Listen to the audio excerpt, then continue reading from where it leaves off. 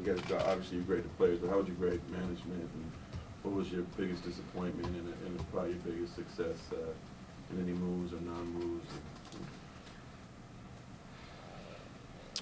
You know, we get graded on the success of the team. That's how it is in this franchise. You know, I know a lot of franchises are happy to get to the first round or get advanced beyond the first round.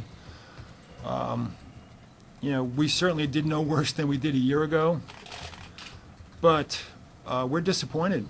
That's not how, you know, we grade ourselves getting into the second round.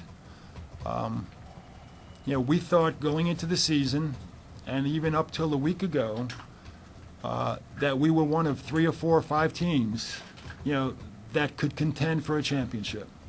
And it's hard to get in a position if you're in this league with 30 owners that are very competitive, different market sizes, different rules, contracts that are already in place that now have to operate under different rules.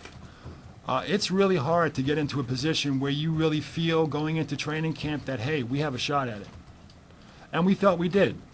So to watch, you know, the semifinals in the conference and in the finals, it's a disappointing feeling. Can you clear the air at all about, is there a difference in the way you had to deal with upper management and the ownership this year as opposed to, let's say, the last 3 or 4 or 5 years?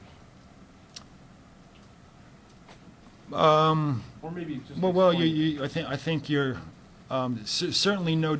Well, there's 2 things. I mean, you know, well, actually, I'll just limit it to one thing and keep it simple. You know, the last 2 or 3 years, no, there's been no difference. You know, 5, 6, 7 years ago, you know, I dealt, you know, more direct with Dr. Buss. Maybe even a little bit longer than that. And over the last 5 or 6 years, you know, the 3 of us have been working very closely together.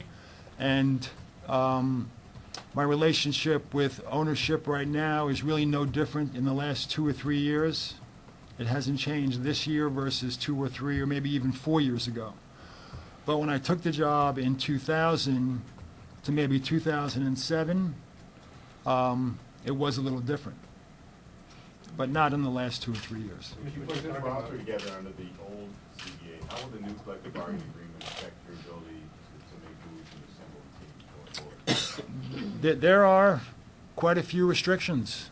You know, the rules are different. Penalties are more punitive.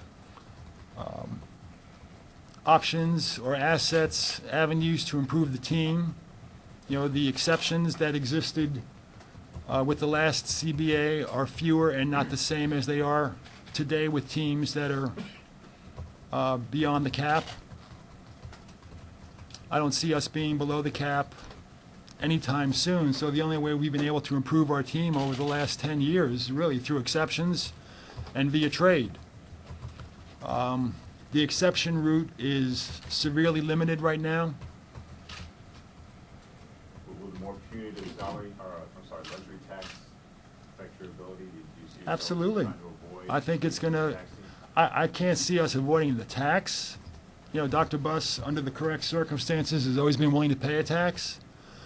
But if you just look at the levels of the new tax in a year from now, you could see that tax being paid a year or 2 ago or even this year is dramatically different 2 years from now. So that would have to be a consideration, and I know every club in the league is aware of it as well. I'm sorry, Scott, go ahead. So when you were saying that you think there's going to be some changes, you seem to be referencing free agents. I was reading what you said, right, because players have decisions and you have decisions. Beyond that, do you see this team being more aggressive in pursuing a trade this summer than? Why not? Sure. I mean, when you lose, you know, we went through it last year. I'm not, you know, and we didn't make really, other than at the trade deadline, we didn't do anything last year. But when you lose, you know, before you think you should have lost, you have to open up all opportunities. Andrew Bynum goes into the last year of his contract. Is there any thought about sitting down with him and signing him, or what's the?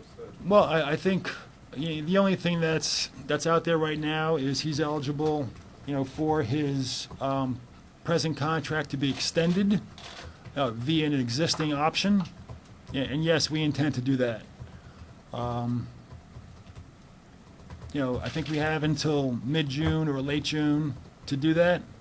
And that's step one. Anything beyond that we'll discuss, internally and, proceed if that's the course that we're going to take.